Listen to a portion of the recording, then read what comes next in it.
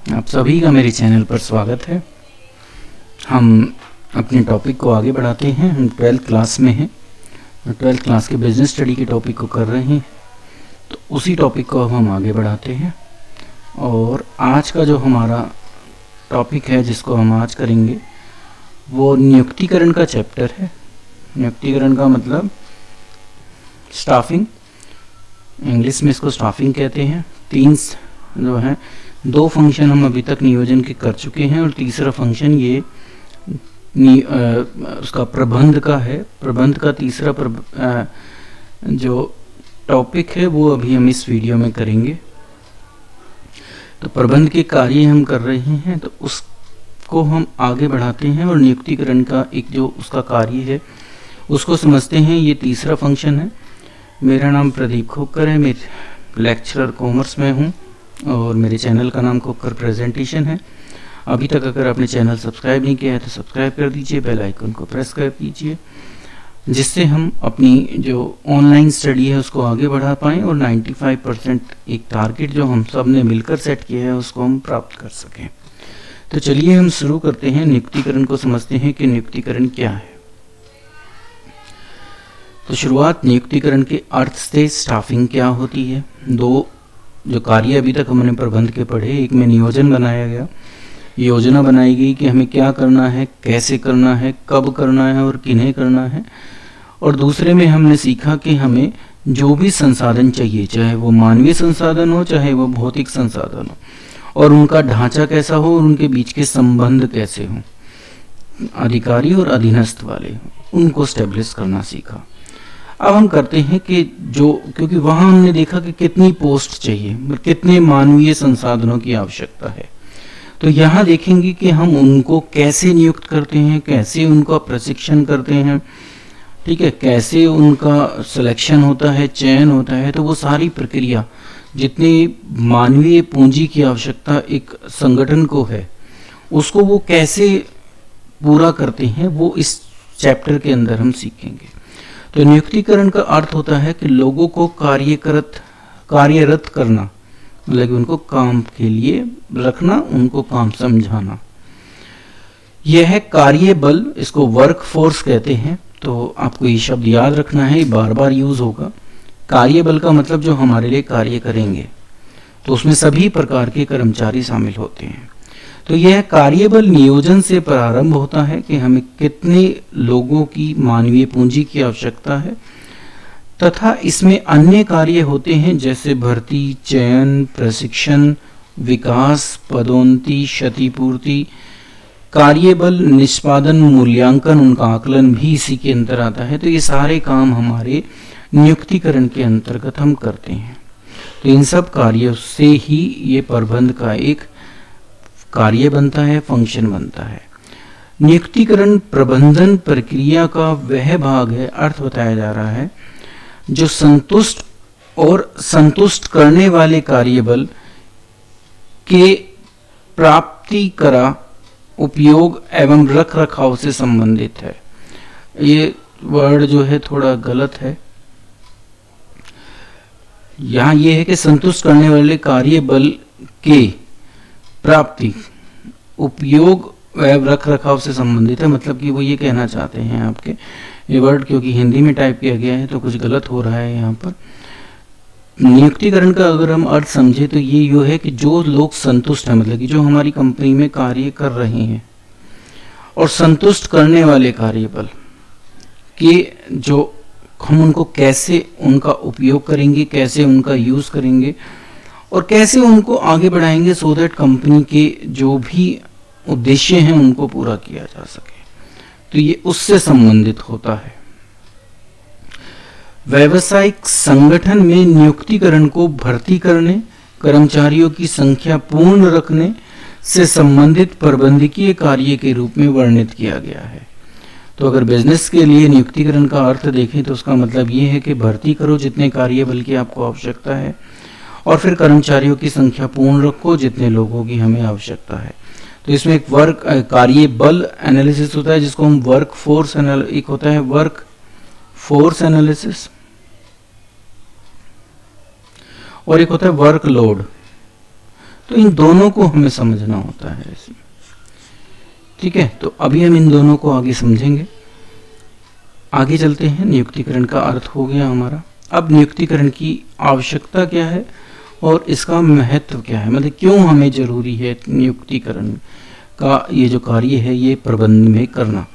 तो मानव संसाधन किसी भी संगठन की एक अत्यंत महत्वपूर्ण परिसंपत्ति है। मानव पूंजी सबसे बड़ी पूंजी होती है किसी भी संगठन के लिए, क्योंकि सभी कार्य इनके द्वारा ही पूरे किए जाएंगे। तो अगर ये हमने इनका सही चुनाव किया, इनको सही कार्य दिया, तो लगभग जितने भी संसाधन हमारे पास होते हैं भौतिक, उनका हम सर्वोत्तम उपयोग कर पाते हैं। तो किसी भी संस्था के लक्ष्यों की अगर पूर्ति करनी है तो मानवीय संसाधनों की गुणवत्ता पर निर्भर करेगा कि वो उसको पा पाएगा कि नहीं पा पाएगा। तो इसलिए नियुक्तिकरण बहुत महत्वपूर्ण हो जाता है। अब अगर हम देखें कि उसका महत्व क्या है नियुक्तिकरण का, तो पहला पॉइंट आता है कि जो विभिन्न पद हैं उसके लिए योग्य कर्मचारियों को खोजने में हमारी मदद करता है।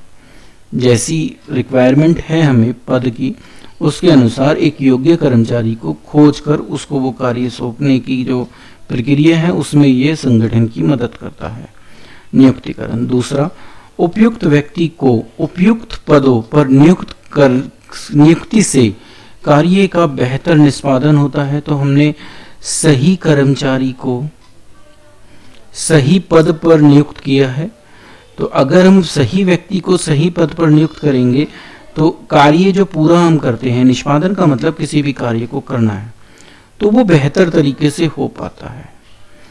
तो जैसे मैं आपको अकाउंट्स या बिजनेस स्टडी पढ़ा रहा हूँ और हम इसी में स्पेशलिस्ट हैं और हमें इसी पद के लिए नियुक्त किया गया है, शायद हम अपना जो भी हमारा मैटर है या जो भी हमारी नॉलेज है उसको आप तक अच्छे ढंग से पहुंचा पाएंगे। तो इसलिए सही व्यक्ति को सही पद पर नियुक्त करना बहुत जरूरी होता है और ये किसके थ्रू होता है? नियुक्तिकरण के थ्रू। नेक्स्ट, प्रबंधक जो मैनेजर होते हैं द्वारा उत्तरोत्तर नियोजन द्वारा संस्था के निरंतर विद्यमान रहने में तथा उसके विकास के लिए आश्वस्त करता है। तो प्रबंधक मैनेजर ने जो भी प्लानिंग की है, अगर संस्था को हमें भविष्य में आगे तक चलाना है और उसका विकास करना है तो वो इन्हीं जो मानव पूंजी है इसके थ्रू ही हो सकता है। तो अगर हमने सही व्यक्ति को सही कार्य सौंपा है तो वो प्लानिंग में भी हमारी मदद करेगा, भविष्य में उसको सर्वाइवल में भी मदद करता है और उसकी ग्रोथ में भी मदद करता है। तो नियुक्तिकरण इसलिए भी इम्पोर्टेंट हो जाता है। फिर आता है कि मानव संसाधन के जो सर्वोत्तम उपयोग का आश्वस्त करता है। जब हमने सही व्यक्ति को सही पोस्ट पर काम करने के लिए चुना है तो हम उनका सबसे अच्छा उपयोग करते हैं, ये आश्वासन हमें मिल जाता है। आवश्यकता से अधिक कर्मचारी को रखने से बचना चाहिए किसी भी संस्था को। साथ ही साथ जो है कम, मतलब आवश्यकता जितने हैं उससे कम एम्प्लॉय भी हमारे पास नहीं होने चाहिए। ठीक है, तो अगर हम अधिक कर्मचारियों को नियुक्त नहीं करेंगे तो हम उनका सही उपयोग करेंगे, श्रम लागत को भी बचाएंगे। अगर उचित स्थान पर उचित व्यक्तियों को नियुक्त किया है जितने की आवश्यकता है। अगर कंपनी में 10 लोगों की आवश्यकता है और हमने 10 ही अपॉइंट कर रखे हैं तो एक तो श्रम लागत रुक जाएगी, मिनिमम हो जाएगी। दूसरा, कर्मचारी का हम अंडर यूटिलाइजेशन नहीं करेंगे, उसके अंदर की जो योग्यता है उसका हम पूरा उपयोग कर पाएंगे। किसी भी स्कूल में अगर 5 टीचर्स की आवश्यकता है किसी एक सब्जेक्ट में और हमने 5 टीचर के लिए 60 टीचर अपॉइंट कर दिए, तो आप देखोगे कि कोई ना कोई 2 टीचर जरूर फ्री रहेंगे हर समय। तो हम उनका पूरा उपयोग नहीं ले पा रहे क्योंकि हमें किसी ना किसी को फ्री रखना पड़ रहा है। तो जितने की आवश्यकता है उतने ही रखना होते हैं। तो ये भी हम नियुक्तिकरण के माध्यम से पूरा करते हैं जब हम वर्कलोड और वर्कफोर्स एनालिसिस पढ़ेंगे। नेक्स्ट है कि उद्देश्यपूर्ण मूल्यांकन और कर्मचारियों के योगदान को न्याय उचित प्रतिफल के द्वारा कार्य संतोष में सुधार करता है तथा कर्मचारियों का मनोबल भी बढ़ाता है। तो कर्मचारी को एक पर्टिकुलर काम दिया होता है, उस काम को पूरा करने के लिए उसका मूल्यांकन किया जाता है। कर्मचारी जो भी कंपनी के योगदान देता है उसके बदले में उसको प्रतिफल सही मिले, ये भी यहीं के हिसाब से निर्धारित होगा। तो अगर उसको सही प्रतिफल मिलेगा तो वो अपने कार्य से संतोष में रहेगा, वो अपने काम से खुश रहेगा, कंपनी से खुश रहेगा, तो उससे वो मोटिवेट भी होगा, उसका मनोबल भी बढ़ेगा और वो अच्छे ढंग से काम भी करता रहेगा।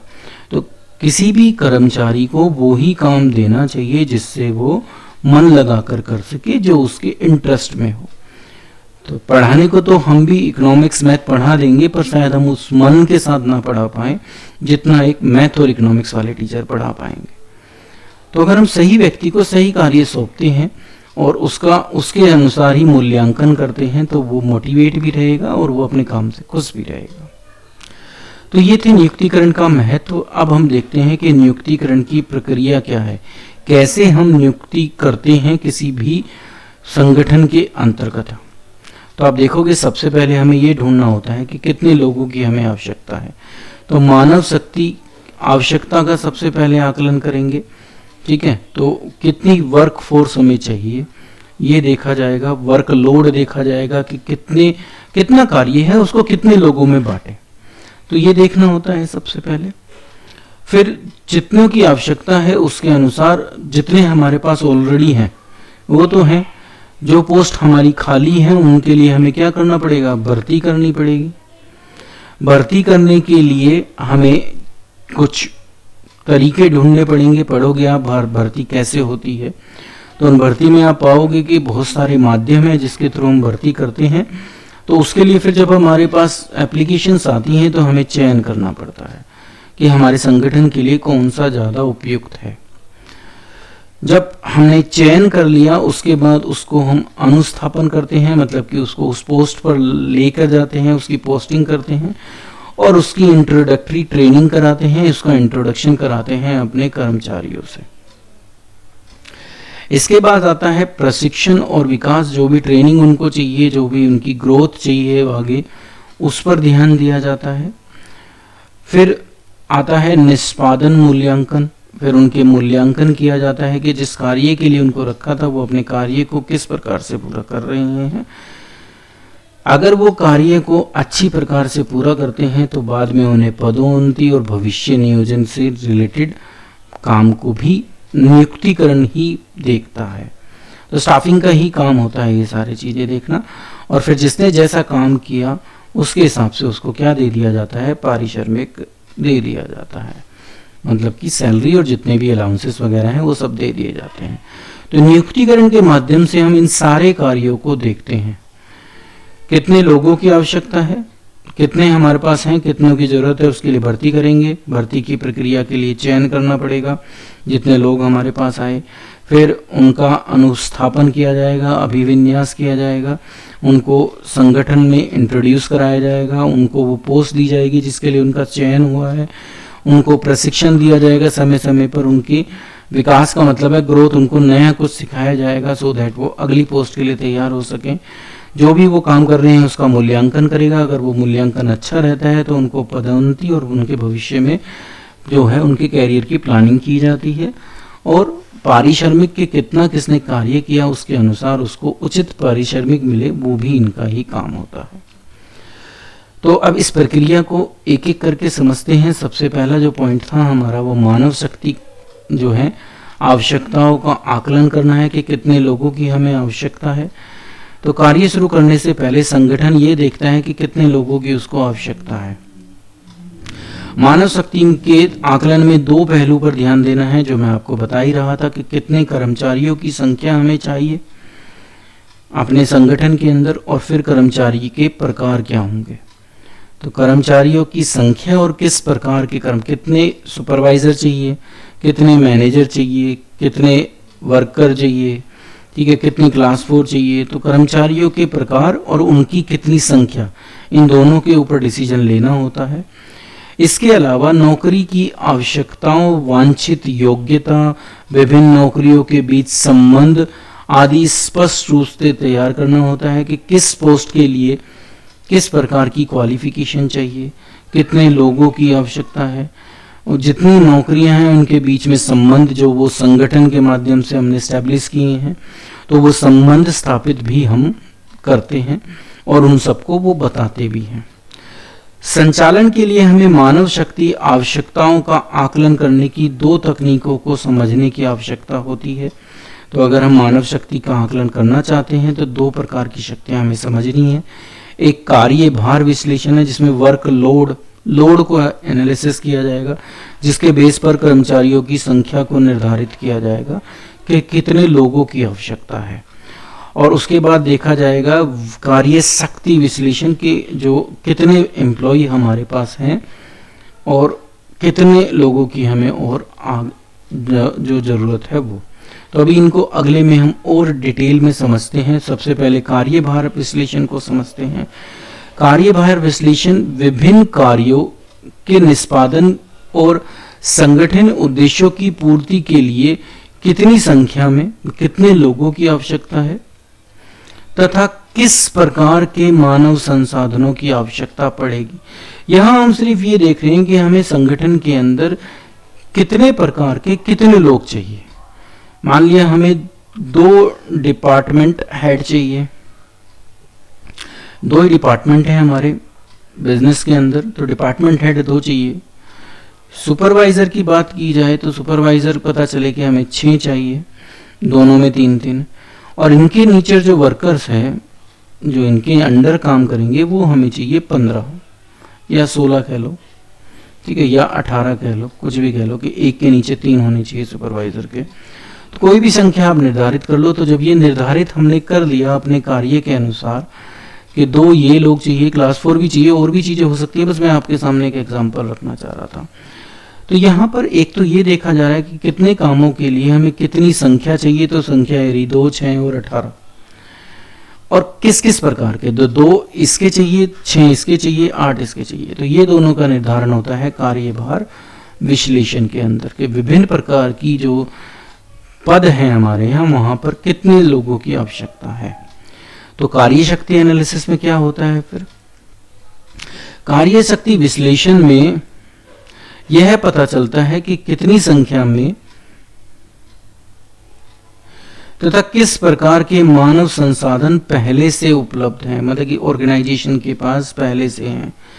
अगर पता चला कि जो डिपार्टमेंटल हेड है वो एक हमारे यहाँ ऑलरेडी वर्किंग है, सुपरवाइजर जो हमें 6 चाहिए थे उस 6 में से 4 ऑलरेडी हमारे वर्किंग है, और जो वर्कर हमें 18 चाहिए उसमें से 15 हमारे पास ऑलरेडी है।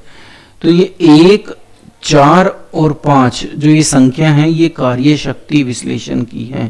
कार्य शक्ति विश्लेषण का मतलब ये वो शक्ति जो मेरे पास ऑलरेडी है, ये हमारे पास ऑलरेडी हैं, ऑलरेडी अवेलेबल है, ठीक है। तो वर्कफोर्स में कितनों की आवश्यकता है काम करने के लिए और कार्य शक्ति में कितनी हमारे पास है। तो इसके बेस पर हम क्या करते हैं, आकलन करते हैं कि कितने लोगों की हमें और रिक्वायरमेंट होगी और उसको हम कैसे पूरा करेंगे।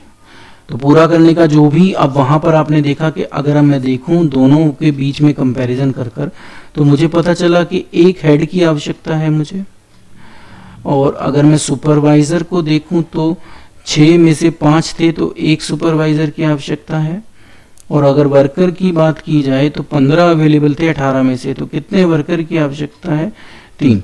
तो ये जो पोस्ट हमारी खाली है इनके लिए हमें भर्ती करनी पड़ती है। तो संभावित कर्मचारियों को ढूंढने की प्रक्रिया तथा उन्हें संगठन में पदों के लिए आवेदन देने के लिए प्रेरित करने को ही हम क्या कहते हैं, भर्ती। तो उन लोगों को कैसे ढूंढा जाएगा और ढूंढने के बाद उनको कैसे अप्लाई कराया जाएगा, ये काम हम भर्ती के अंदर करते हैं। इस चरण में संभावित प्रत्याशियों को खोजना, अर्थात वे स्रोत जहां से संभावित प्रत्याशी लिए जा सकते हैं उनका पता लगाना सम्मिलित होता है। आगे आप इसको डीप में पढ़ोगे कैसे ये काम होता है। तो हमने भर्ती के लिए वो स्रोत ढूंढ ली, वो संभावित कर्मचारी ढूंढ लिए जो इन पोस्ट पर अपॉइंट हो सकते हैं। तो अब क्या होगा, चयन किया जाएगा। चयन एक ऐसी प्रक्रिया है जो भर्ती के समय बनाए गए संभावित पद प्रत्याशी जो यहाँ से निकल कर आए जिन्होंने अप्लाई किया, मान लिया इस हेड की एक पोस्ट के लिए मेरे पास 50 लोग मिल गए मुझे संभावित, सुपरवाइजर की एक पोस्ट के लिए 100 मिल गए और जो वर्कर की 3 पोस्ट है इसके लिए मुझे 500 लोग मिल गए। तो ये वो संभावित प्रत्याशी हैं जो मैं इन पोस्ट पर अप्लाई कर सकता हूं। तो निकाय में से कर्मचारियों को चुनने की प्रक्रिया को चयन कहते हैं हम। चयन की प्रक्रिया की कठोरता 2 मुख्य प्रायोजन की पूर्ति करता है। तो डिफिकल्ट है, देखो इतने में से इतनों का चयन करना। तो यह सुनिश्चित करना या यह आश्वस्त करना चयन संस्था को उपलब्ध व्यक्तियों में से जो सबसे अच्छा उस पर्टिकुलर पोस्ट के लिए योग्य व्यक्ति है उसका मैं चुनाव कर सकूं, ये हम चयन के थ्रू करते हैं। क्योंकि 50 में से चुनना एक ही है, तो सबसे योग्य उनमें से चुना जाएगा। जो चयन कर्मचारी है स्वयं के सम्मान और प्रतिष्ठा को बढ़ाता है, तो उसको ये फील कराना कि भाई आप 50 लोग में से एक हो जिसको मैंने चुना है, तो आप हमारी कंपनी के लिए बहुत प्रतिष्ठावान हो और हमारी कंपनी में आपकी बहुत ज़रूरत है। साथ ही साथ ये कंपनी कितनी मतलब आपके लिए कितनी उपयुक्त है ये भी उसको रियलाइज करना, दोनों ही चीज़ें उसको रियलाइज करवाना। तथा इस बात को भी उन्हें व्यक्त करती है कि संगठन में यह प्रक्रिया किस गंभीरता से की जाती है। तो उनको ये भी रियलाइज करना कि आपको चुनने में हमने कितनी मेहनत करी, ये उस चयन प्रक्रिया के माध्यम से उस व्यक्ति को जो जिसका चुनाव हुआ है उसको पता चल जाता है। तो भर्ती में हम ये काम करते हैं। 3 स्टेप हो गए प्रक्रिया के, नियुक्तिकरण के। अब जिनको चुना है उनका अनुस्थापन करना है, उनका अभिविन्यास करना है। तो पहले अभिविन्यास देखते हैं। अभिविन्यास की प्रक्रिया कर्मचारी को अन्य कर्मचारियों से मिलवाने का अवसर देती है, उन्हें संस्था के नियमों को नीतियों से अवगत कराती है कि हमारी कंपनी में इतने कर्मचारी हैं, आप सबसे उसका इंट्रोडक्शन कराना, साथ ही साथ कंपनी के नियमों को, कंपनी की नीतियों को अवगत कराना भी अभिविन्यास का ही पार्ट होता है, जिससे वो उस कंपनी के साथ घुल मिल सके, उन कर्मचारियों के साथ घुल मिल सके और उन नियमों और नीतियों को समझ पाए जिस पर कंपनी काम करती है। अनुस्थापन जो दूसरा पार्ट था, से तात्पर्य कर्मचारी के पदभार संभालने से है। मतलब कि जिस पोस्ट के लिए उसको चुना गया है वो पद उसको ऑफर करना, उस तक उसको पहुंचाना, उसके कार्य उस तक पहुंचाना, उसको ही क्या कहा जाता है, अनुस्थापन कहा जाता है, जिसको हम इंग्लिश में प्लेसमेंट कहते हैं। तो इसका मतलब प्लेसमेंट है और इसका मतलब ओरिएंटेशन है, आपको कंपनी में इंट्रोड्यूस कराया जाता है। तो ये हो गई। अब जब इंट्रोडक्शन भी हो गया, ठीक है, उसको पोस्टिंग भी दे दी, तो जब कंपनी में कोई भी नया ज्वाइन करता है तो उसको थोड़ी बहुत ट्रेनिंग जरूर दी जाती है, सो दैट वो समझ सके कि उसके कार्य के अंदर उसे क्या क्या करना है। हो सकता है कि मैं एक अच्छा अकाउंट बनाना जानता हूँ, मुझे अकाउंट्स की अच्छी नॉलेज हो, पर किसी कंपनी के में अगर मैं अकाउंटेंट की पोस्ट पर रखा जाऊंगा तो पहले मुझे थोड़ी बहुत ट्रेनिंग जरूर दी जाएगी कि इस कंपनी में अब तक किस प्रकार से अकाउंट्स बनते थे, वो आप समझ लीजिए, उसके अकॉर्डिंग ही आप काम कर लीजिए। तो उसको प्रशिक्षण कहते हैं, जो इंट्रोडक्टरी ट्रेनिंग होती है, और साथ ही साथ उसकी ग्रोथ, विकास भी किया जाता है कि आप भविष्य में कहाँ तक कैसे आगे बढ़ सकते हैं। तो कर्मचारी को जीवन वृत्ति में प्रगति और उन्नति के अवसर उपलब्ध कराने से संस्थाएं न केवल उन्हें अपने तक आकर्षित करती हैं बल्कि उन्हें संस्था में प्रतिभावान व्यक्तियों को बनाए रखने में भी समर्थ होती हैं। तो जब उनको हम समय समय पर ट्रेनिंग देते रहेंगे, उनको उनके भविष्य जो उज्जवल हो सकता है उसके बारे में बताते रहेंगे, तो वो कंपनी से जुड़े रहेंगे और भविष्य में जो अच्छे व्यक्ति हैं, अच्छे कर्मचारी हैं, वो उस कंपनी के साथ आगे तक बने रहते हैं, क्योंकि उनको लगता है कि यहाँ पर उनका जो भविष्य है वो पूरी तरह से सुरक्षित है। नेक्स्ट स्टेप आता है जिसमें निष्पादन मूल्यांकन, मतलब कि जो भी आपने कार्य किया उसका मूल्यांकन किया जाएगा। निष्पादन मूल्यांकन का उद्देश्य यह निर्धारित करना होता है कि कर्मचारी अपने पद की मांग को पूर्ति करने में कितना सफल रहा। तो जो उस पद पर उसको काम दिया गया था, क्या उसने उसको पूरा किया? तो ये होता है निष्पादन मूल्यांकन। नहीं हो पाता अगर किसी कर्मचारी थे तो सुधार के लिए उसका पुनः निर्वेशन किया जाता है, उसको वो ट्रेनिंग दी जाती है, उसको वो गाइडेंस दी जाती है, जिससे वो अपना जिस पद पर उसको रखा गया है उसके कार्य की, उसकी उत्तरदायित्व की पूर्ति कर पाए। इन मूल्यांकन का उपयोग प्रशिक्षण, पदोन्नति, पारिश्रमिक से संबंधित विभिन्न उद्देश्यों के लिए किया जाता है। तो जो भी ये मूल्यांकन हुआ है उसके बेस पर उनको ट्रेनिंग की आवश्यकता है या नहीं है, ये डिसाइड किया जाता है। अगर वो अच्छा परफॉर्म कर रहे हैं तो क्या उनको प्रमोशन दी जाए, ये इसी से डिसाइड होता है। और उनको कितना पैसा दिया जाए, कितना पारिश्रमिक दिया जाए जो उन्होंने श्रम किया उसके लिए, ये भी इन्हीं के बेस पर डिसाइड किया जाता है। अब नेक्स्ट आता है पदोन्नति, जो आपने यहाँ पढ़ा कि अगर वो अच्छा काम कर रहे हैं तो उनको पदोन्नति जे कैरियर को आगे प्लानिंग में मदद करे। तो इस पॉइंट में यही मिलेगा कि संगठन गतिशील होते हैं, मतलब कि आगे बढ़ते रहते हैं, परिणाम स्वरूप लोगों के उच्च पदों की ओर प्रगति के निरंतर आवश्यकता होती है, निरंतर जरूरत होती है। इस वर्ग में व्यक्तियों की पदोन्नति, प्रमोशन, ट्रांसफर और अवनीति कभी कभी डिमोशन भी हो जाती है, तो उससे रिलेटेड जुड़ी हुई जितनी भी क्रियाएं हैं वो शामिल होती हैं इसके अंदर। इस पॉइंट में हम ये देखते हैं कि उसको उस पर्टिकुलर व्यक्ति का उसी जो विभाग है उसमें उसको रहने दिया जाए, या उसकी ज़रूरत कहीं और है तो उसको वहाँ शिफ्ट कर दिया जाए, उसको पदोन्नति दे दें, अभी वो यहाँ था उसको यहाँ पहुँचा दें। अवनति का मतलब इसका उल्टा होता है, नॉर्मली हम इसको यूज़ नहीं करते पर ये एक मोटिवेटर होता है। नेक्स्ट और लास्ट जो इसका कार्य है किसका, नियुक्ति प्रक्रिया का, वो है पारिश्रमिक। तो कर्मचारी पारिश्रमिक से अभिप्राय कर्मचारियों को उनके संगठन में जो भी योगदान उन्होंने दिया उसके बदले उन्हें क्या मिल रहा है उससे होता है। तो कर्मचारी जो भी सेवाएं अपनी देता है उसके बदले में वो प्रतिफल में 3 टाइप से जो है उसको रिटर्न किया जाता है, एक वेतन के रूप में, एक सुविधाओं के रूप में और एक प्रलोभन के रूप में। सबसे पहले भुगतान से अभिप्राय मूल मजदूरी या वेतन भत्ते से है। तो ये जो वेतन है ये सबसे पहले इन्होंने एक्सप्लेन किया है यहाँ पर, तो ये वेतन को बताया गया है। दूसरा ये सुविधाएं हैं, इसको एक्सप्लेन किया गया है। सुविधाओं में बीमा, चिकित्सा देना, उन्हें मनोरंजन की अवकाश प्राप्त करना, ये सब परोक्ष पारिश्रमिक हैं, मतलब कि डायरेक्ट तो नहीं होता पर इनका अपना एक इम्पोर्टेंस होता है। अगर मैं बीमार पड़ूँ मेरी पूरी फैमिली तो उसका इलाज कराए संस्था, मेरा बीमा सरकार ने जो कंपनी है उसने करा रखा हो, मेरे मनोरंजन के लिए मतलब कि अगर जो भी टाइम मेरे पास खाली है उसके लिए मेरे जिम वगैरह ये सारी चीज़ें आजकल दे रहे हैं लोग, तो इन सारी फैसिलिटीज़ मेरे पास हो, मुझे टाइम टाइम पर छुट्टियां मिलती रहें, अवकाश मिलते रहें। प्रलोभन में जो ये है इनको हम परक्विजिस्ट कहते हैं। इसके अंदर बोनस आता है, कमीशन आती है, लाभ में हिस्सेदारी आती है। इस प्रकार से हमें किया जाता है जो भी हम कार्य करते हैं कंपनी के लिए उसके बदले में हमें 3 रूप में वो प्रतिफल देते हैं। एक मूल मजदूरी या वेतन भत्ते के रूप में होता है, एक में सुविधाएं होती हैं, एक में प्रलोभन होता है, या आपने इतना काम किया, कंपनी ने इतना अच्छा परफॉर्म किया तो इसके बदले में आपको ये मिलेंगे।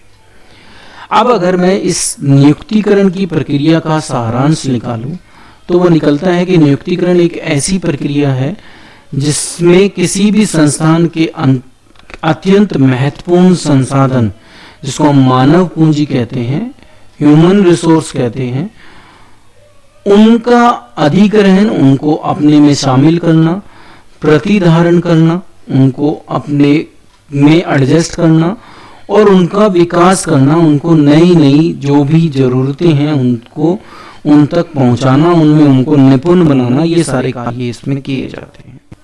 तो ये था नियुक्तिकरण की प्रक्रिया जो बहुत इंपॉर्टेंट है। आप जानते हैं मैंने आपको बता रखा है कि कोई एक प्रक्रिया 6 मार्क्स में जरूर आएगी, कौन सी है वो मैं नहीं बता सकता अभी। तीसरा हम कर रहे हैं इस समय कार्य और तीनों की प्रक्रिया है वो मैं आप तक पहुंचा चुका हूँ। अब नियुक्तिकरण के विभिन्न पहलू, तो नियुक्तिकरण में आप 3 पहलू पाओगे। एक को हम भर्ती कहते हैं जो अभी आप कार्य के रूप में पढ़ के आए हो। तो भर्ती को एक सकारात्मक चरण कहा जाता है। 1 नंबर में क्वेश्चन बनता है तो आपको वो डैश देकर पूछ सकते हैं कि भर्ती क्या है, एक डैश चरण है और ब्रैकेट में दे देंगे सकारात्मक और नकारात्मक। तो इस तरीके से आपके सामने आ सकता है। तो भर्ती एक सकारात्मक चरण है जो रिक्त पदों के लिए सारे लोगों को खींच रहा है। तो सकारात्मक इसीलिए कि ज्यादा से ज्यादा लोग अप्लाई करें। और पदों के लिए प्रत्याशियों को आवेदन पत्र दे पाए, मतलब कि लोग अप्लाई कर पाए उस एक पर्टिकुलर पोस्ट के लिए। भर्ती के बाद हमने चयन देखा, चयन बिल्कुल नकारात्मक है, क्योंकि आगे आप पढ़ोगे चयन की प्रक्रिया तो उसमें देखोगे आप कि जैसे जैसे चयन की प्रक्रिया आगे बढ़ती है लोगों को हम निकालना शुरू करते हैं। आपने अभी एग्जांपल देखा था कि मुझे एक पोस्ट की जरूरत है और उस एक पोस्ट के लिए आपके पास अगर मान लिया हेड की बात करें तो 50 लोगों ने अप्लाई कर रखा है, तो आप 50 के 50 को रख नहीं सकते, तो आपको नकारात्मक प्रक्रिया को अपनाना पड़ेगा और किसी एक व्यक्ति को अपॉइंटमेंट देनी पड़ेगी, उन 49 को आपको रिजेक्ट करना ही पड़ेगा। तो इसलिए ये एक नकारात्मक प्रक्रिया होती है। इसका लक्ष्य उन सभी उम्मीदवारों में से जिन्होंने नौकरी के लिए आवेदन किया है, यहां से आए हैं, उनमें से सबसे योग्य व्यक्ति का चयन करना होता है। तो इसलिए बाकियों को अयोग्य घोषित किया ही जाता है, होते नहीं है। इस बात को भी आपको याद रखना है कि सब में अंदर कुछ ना कुछ योग्यताएं होती हैं, बस उस कंपनी के लिए शायद वो उस समय उपयुक्त नहीं था, इसलिए उसने उसको सिलेक्ट नहीं किया।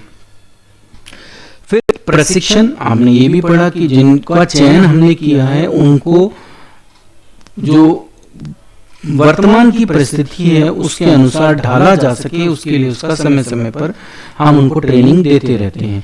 तो कर्मचारियों के ज्ञान कौशल को उन्नत बनाने से संबंधित होता है कि हम उनको और आगे बढ़ाएं और उनकी निष्पादन योग्यता को भी बढ़ाना कि वो जिस तरीके से काम कर रहे हैं वो उसमें अपनी एफिशिएंसी को और इम्प्रूव करें। ये काम हम प्रशिक्षण में करते हैं। तो ये नियुक्तिकरण के 3 ही पहलू हैं। इन 3 पहलू पर हम अगली वीडियोस में पढ़ेंगे, ठीक है। तो अभी के लिए ये वीडियो यहीं पर समाप्त होती है।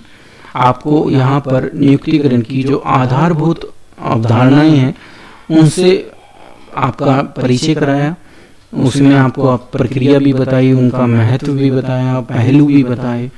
तो ये सब चीजें थी जो इस चैप्टर में हम आगे 3 और चीजें पढ़ेंगे। अभी के लिए चैप्टर ये वीडियो समाप्त होती है। अगली वीडियो में भी आपको जो चैप्टर में भर्ती है, चयन है और प्रशिक्षण है, उनके बारे में वीडियो जल्दी ही मैं बनाकर अपलोड करूंगा। आपने अभी तक अगर चैनल सब्सक्राइब नहीं किया है तो सब्सक्राइब कर दिए, वीडियो को लाइक करना, कमेंट करना और शेयर करना बिल्कुल ना भूलें। Thank you.